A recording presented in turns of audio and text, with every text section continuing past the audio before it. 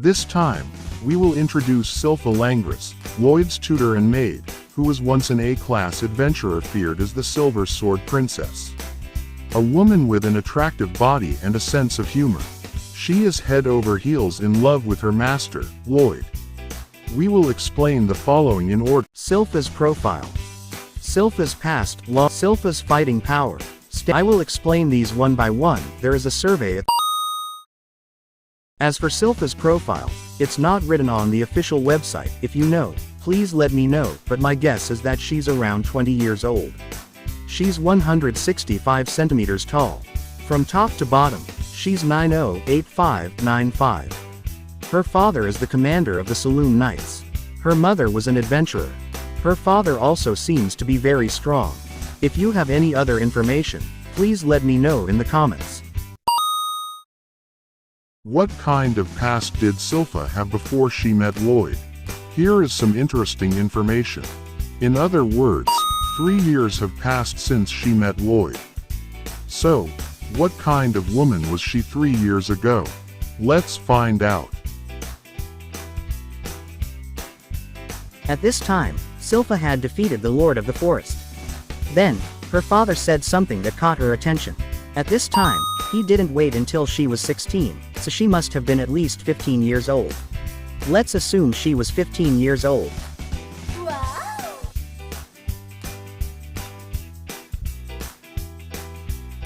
Wow! Returning to the story, her father encourages her to become an adventurer. However, there is one thing that bothers me personally. I'm bothered by the fact that he calls his own daughter, you.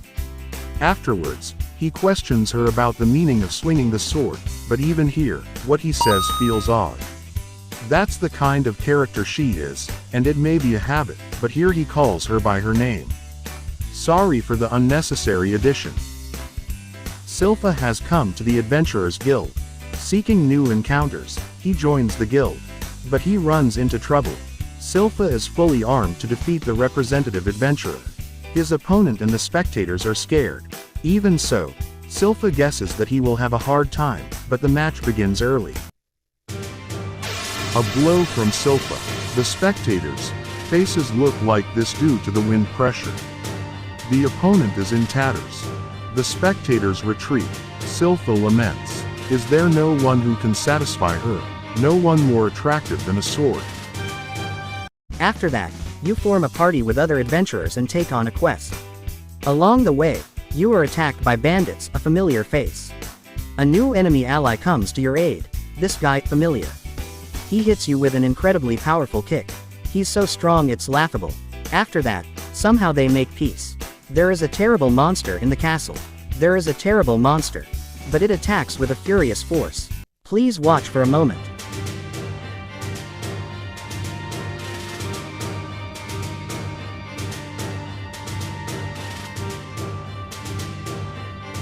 This was a loop attack. I thought I had defeated him, but then I was hit by a mysterious attack and fell. Then, a mysterious man appeared. The secret boss appeared. He was the son of the guy the first had just defeated. He then spoke of a certain being. This being has an enormous magical power. He calls this being, the One, to convey his greatness. He says that this being was born suddenly one day. Yes, it is this guy. You get it now, right? This being was born suddenly one day with an enormous amount of magical power. Afterwards, he shields his ally from an enemy attack and takes a direct hit. A hole appears in the ground at the bottom of the castle. As he falls, he is tormented by regret. The two meet again. There, Silfa remembers. A boring social gathering. Silfa had no interest in anything other than the sword. Then, the second prince invites her to serve him. She gently declines and tries to introduce him to her younger brother, but he is nowhere to be found. As she searches, Silfa finds a boy. She is captivated by the sudden magic, but she speaks to the boy. As they talk, indescribable thoughts and emotions well up inside Silfa. Even after they parted ways, these thoughts continue to linger inside her. He is found by the secret boss. Lloyd quickly disguises himself as a frog. Why a frog? Silfa has a rare heart-melting expression. This is an interesting part of the secret boss's reasonable question. It seems that the secret boss was broadcasting magical radio waves towards him. Lloyd tries to reprimand him, but the secret boss doesn't listen. After one thing and another, he launches an attack.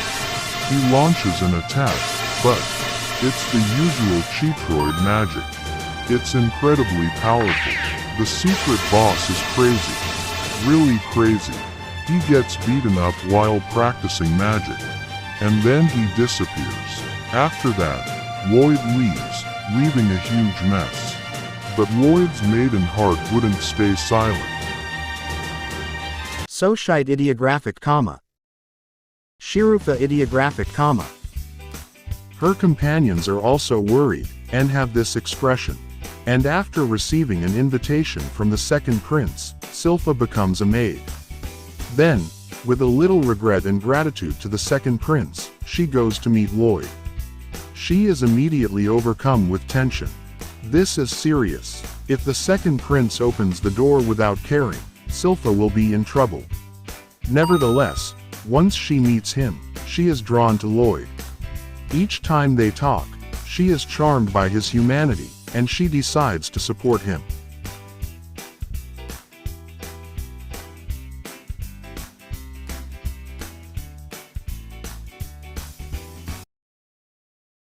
Next, let's look at Silfa's fighting power.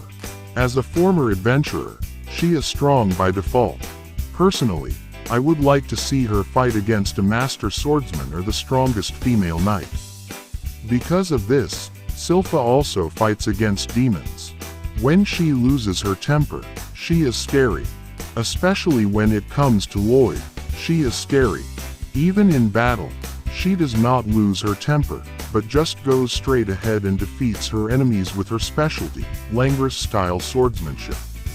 Her strength increases with each battle, and she uses a pendant that Lloyd gave her, which contains the formula of sacred magic, to defeat enemies with new techniques.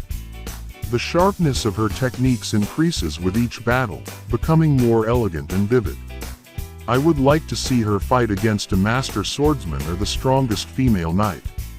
Recently, I feel that there have been more depictions of Silfa hitting a wall. It is an opportunity for her to grow, but perhaps the enemies have also become stronger.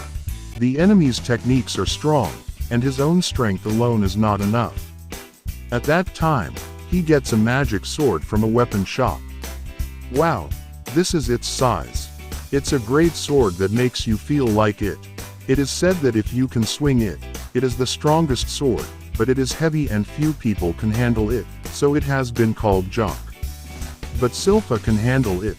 That alone makes Silfa in a class of its own. And then Silfa's technique explodes. Langris-style great swordsmanship explodes. Silfa using a great sword is also cool.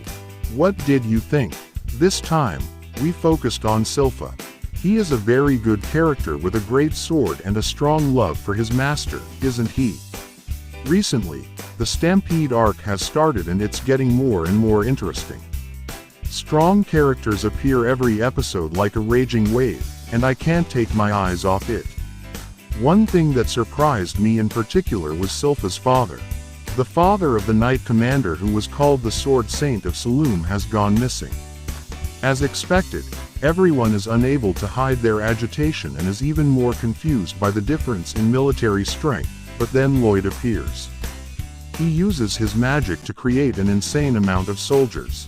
These strong characters who were once enemies are truly intimidating. I like the depiction here. He then challenges Lloyd to a fight. This is to confirm Lloyd's true strength. He has a vague idea of it. If that is true, his desire for him to help his father and his respect for chivalry are mixed together, resulting in complicated emotions. He carefully chooses his words and pretends not to notice Lloyd, his master, as he asks Lloyd, but Lloyd himself doesn't seem to get it. He challenges Lloyd with all his might, but he is no match for him, And when Silfa honestly expresses her feelings, he says this: "I'm looking forward to seeing what happens next." This concludes the main story. Now, regarding future plans. I like Jiden, so I'm wondering if I should feature him. He's overflowing with coolness and intelligence. He's not as skilled as Lloyd, but he's fine. So, please tell me in the comments about your favorite characters and scenes. I'd love to use this as reference for my future activities. Also, please subscribe to my channel and rate it highly, as it will encourage me. See you next time.